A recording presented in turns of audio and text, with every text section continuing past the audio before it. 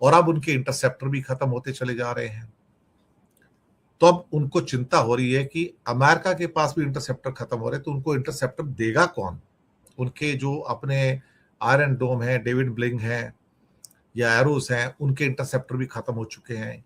अब पता लगता है कि अगर 10 मिसाइल छोड़ी जाती हैं तो 5 ऐसी जाके टकराती हैं और मुश्किल से 5 इंटरसेप्ट की जाती हैं। तो ऑलमोस्ट 50% तो अब रोक ही नहीं जा रहे। थोड़े दिन और रुक जाइए, अगर हफ्ता 10 दिन और चल गया, 15-20 दिन युद्ध या 2 महीना और चल गया, तो आप पाएंगे कि इजराइल के पास रोकने के लायक कुछ शक्ति ही नहीं बची है और अमेरिका के पास भी रोकने की शक्ति नहीं बची है।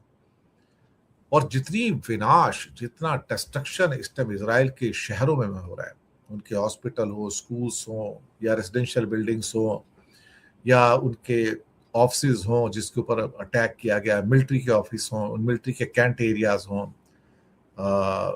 जो उसका एयरपोर्ट है मेन, जो उसको बुरी तरह से डैमेज किया गया, वहां फ्लाइटें नहीं आ रही हैं, जा नहीं रही हैं और आधे से ज्यादा टाइम वो एयरपोर्ट बंद ही रहता है वहां पर। तो उसके ऊपर जो लगातार अटैक हो,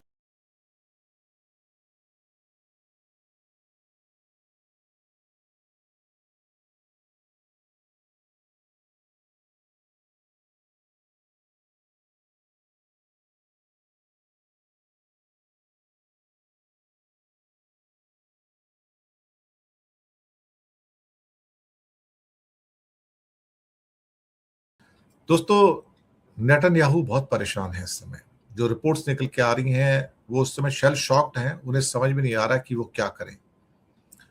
उन्होंने अपनी जनता को भरोसा दिया था कि मैं आपकी रक्षा करूंगा, सुरक्षा करूंगा।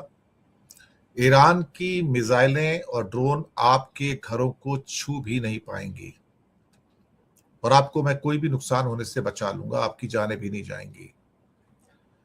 लेकिन कहते हैं ना, जो मिसाइलें होती हैं और जो बम होते हैं वो आपकी इंटेंशन को नहीं पहचानते।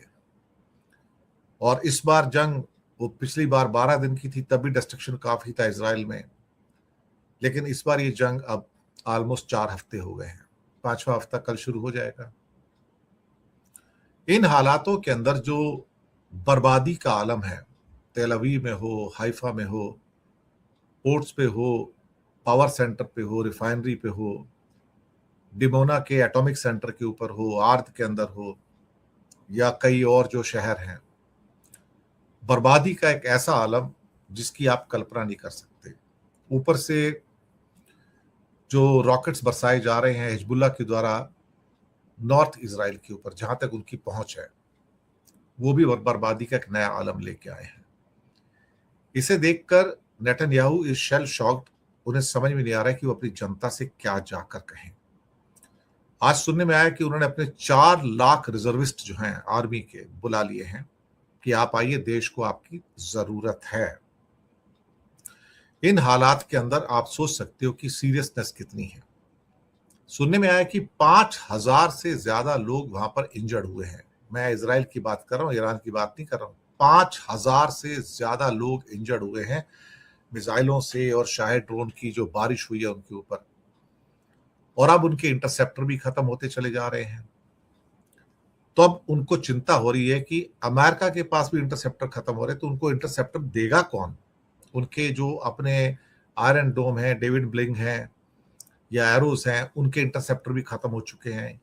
अब पता लगता है कि अगर 10 मिसाइल छोड़ी जाती हैं तो 5 ऐसी जाके टकराती हैं और मुश्किल से 5 इंटरसेप्ट की जाती हैं। तो ऑलमोस्ट 50% तो अब रोक ही नहीं जा रहे। थोड़े दिन और रुक जाइए, अगर हफ्ता 10 दिन और चल गया, 15-20 दिन युद्ध या 2 महीना और चल गया, तो आप पाएंगे कि इसराइल के पास रोकने के लायक कुछ शक्ति ही नहीं बची है और अमेरिका के पास भी रोकने की शक्ति नहीं बची है।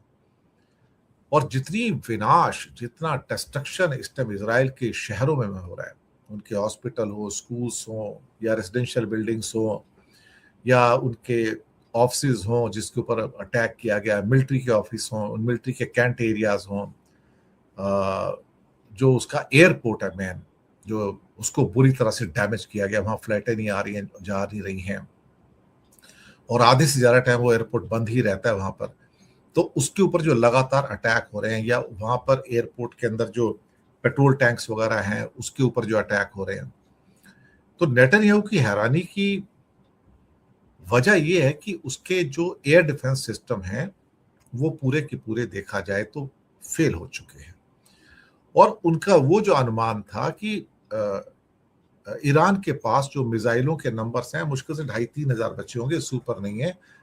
तो उनके हिसाब से तो ये सारे खत्म हो जाने चाहिए थे, लेकिन जो और जिस गति से वो मिसाइलें बरसा रहे हैं इजराइल के ऊपर, उससे लगता तो नहीं कि इनके पास मिसाइलों की कोई कमी है यहाँ पर। और पिछले 24 घंटों के अंदर देखा जाए तो ऑलमोस्ट हर घंटे 10-10 मिसाइलों ने आके इजराइल को ठोक दिया है। आधी रुकी हैं, आधी नहीं रुक पा रही हैं, तो डिस्ट्रक्शन हर जगह हो रहा है। सड़कों पर जाएंगे तो घर टूटे हुए हैं, खिड़कियां टूटी हुई हैं, कारें जली हुई हैं। इसके अलावा जो बाकी जो इंफ्रास्ट्रक्चर है वो बर्बाद है। तो बर्बादी का आलम तो ये है कि इन 4 हफ्तों में अगर आप काउंट करो, कल 4 हफ्ते हो जाएंगे, तो 4 हफ्तों के अंदर कम से कम तो 30 से 40 बिलियन डॉलर का लॉस उनका डायरेक्ट और इनडायरेक्ट हो चुका है। स्कूल बंद है, फैक्ट्रियां बंद हैं, ऑफिस बंद हैं।